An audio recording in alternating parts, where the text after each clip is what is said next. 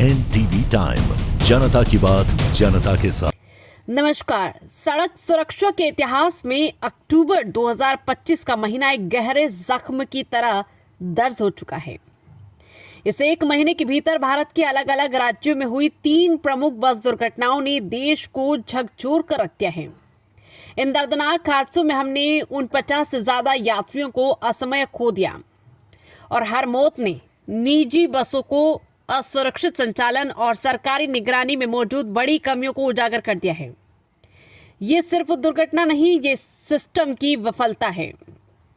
इस सिलसिले की सबसे हालिया और भयानक कड़ी 24 अक्टूबर को आंध्र प्रदेश के कुर्नूल जिले में सामने आई। हैदराबाद से बेंगलुरु जा रही कावेरी ट्रेवल्स की एक निजी स्लीपर बस नेशनल हाईवे 44 पर एक मोटरसाइकिल से टकरा गई। टक्कर इतनी भीषण थी कि पलक झपकते ही बस आग की गोली में बदल गई। बस के अंदर यात्री गहरी नींद में थे। स्लीपर कोच का संकरा डिजाइन और आग की तेजी ने उन्हें बाहर निकलने का कोई मौका नहीं दिया। 19 लोग जिंदा जल गए। और इस त्रासदी का सबसे शर्मनाक पहलू यह है कि जांच में पता चला कि इस बस पर पहले से ही 16 बार ट्रैफिक उल्लंघन दर्ज था।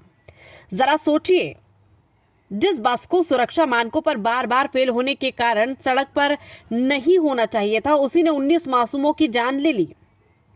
ये दिखाता है कि निजी ट्रांसपोर्ट के मुनाफे के सामने यात्रियों की जान की कीमत शून्य है।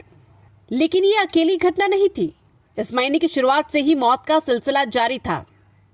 14 अक्टूबर को राजस्थान के जैसलमेर से जोधपुर जा रही एक एसी बस में थायत गांव के पास अचानक आग लग गई। 20 यात्रियों ने अपनी जान गंवाई और 16 घायल हुए। आशंका है कि बस ओवरलोड थी। ओवरलोडिंग सिर्फ ट्रैफिक नियम का उल्लंघन नहीं, ये यात्रियों को मौत के हवाले करने जैसा अपराध है। और पहाड़ों में 7 अक्टूबर को हिमाचल प्रदेश के बिलासपुर जिले में एक निजी बस भूस्खलन की चपेट में आ गई। जमीन खसकने से 10 लोग उस मलबे में दबकर मारे गए। कुर्नूल में आग लगी, जैसलमेर में ओवरलोडिंग ने जान ली और हिमाचल में भूस्खलन ने। लेकिन इन सबका मूल कारण एक ही है, निजी बस ऑपरेटरों की लापरवाही और परिवहन विभाग की ढीली निगरानी। आज सवाल यह है कि क्या परिवहन अधिकारी बार बार नियम तोड़ने वाले इन ऑपरेटरों के लाइसेंस तुरंत रद्द करने का साहस दिखाएंगे?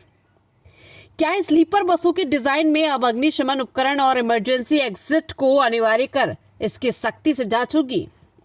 और क्या हम यात्री अब भी इन असुरक्षित ओवरलोडेड बसों में अपनी यात्रा जारी रखेंगे? इन 49 मौतों का हिसाब जरूरी है।